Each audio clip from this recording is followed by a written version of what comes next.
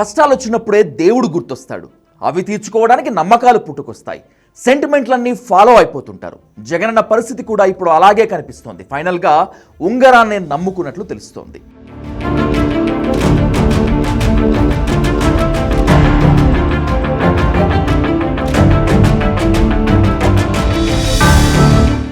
చూసారా ఆ ఉంగరాలు?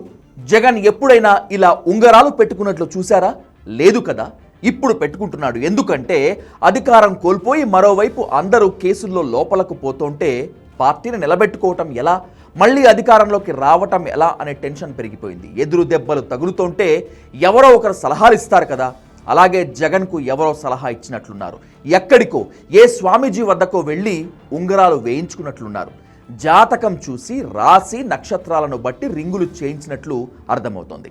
మామూలుగా అయితే జగన్ ఫాలో అయితే క్రిస్టియన్ మతాచారాలను ఆయనే కాదు, ఆయన ఫ్యామిలీ అంతా కూడా అదే ఫాలో అవుతారు. అందుకే సీఎం హోదాలో ఉన్నప్పుడు ఏ టెంపుల్స్కు వెళ్ళినా భార్య భారతిని మాత్రం తీసుకొచ్చేవారు కాదు జగన్.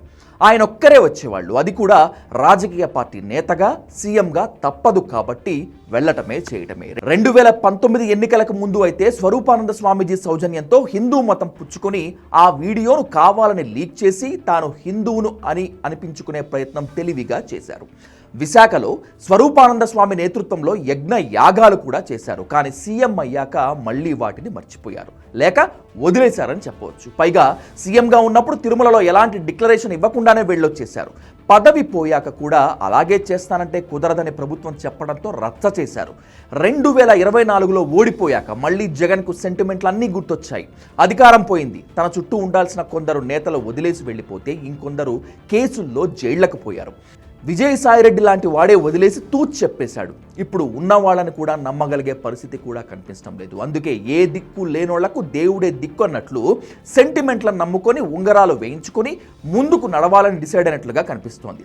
కానీ అసలు సమస్య ఆయన వద్దే ఉందని, ఆయన యాటిట్యూడ్, ఆలోచనలు, నిర్ణయాలు మార్చుకోవాలని మాత్రం అనుకుంటున్నట్లుగా కనిపించడం లేదు. నేతలను, కార్యకర్తలను హైప్ చేసి నిలబెట్టుకోవాలనుకుంటున్నారు. కానీ నిజమైన పోరాటాలు చేయాలని మాత్రం అనుకుంటున్నట్లు అనిపించడం లేదు.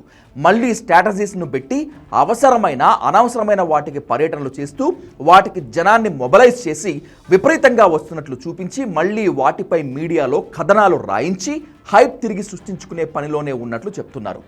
ఎవరి మాట వినని జగన్ ఉంగరాల మాట కూడా వినక్కర్లేదు. ఎందుకంటే అవి మాట్లాడవు కదా.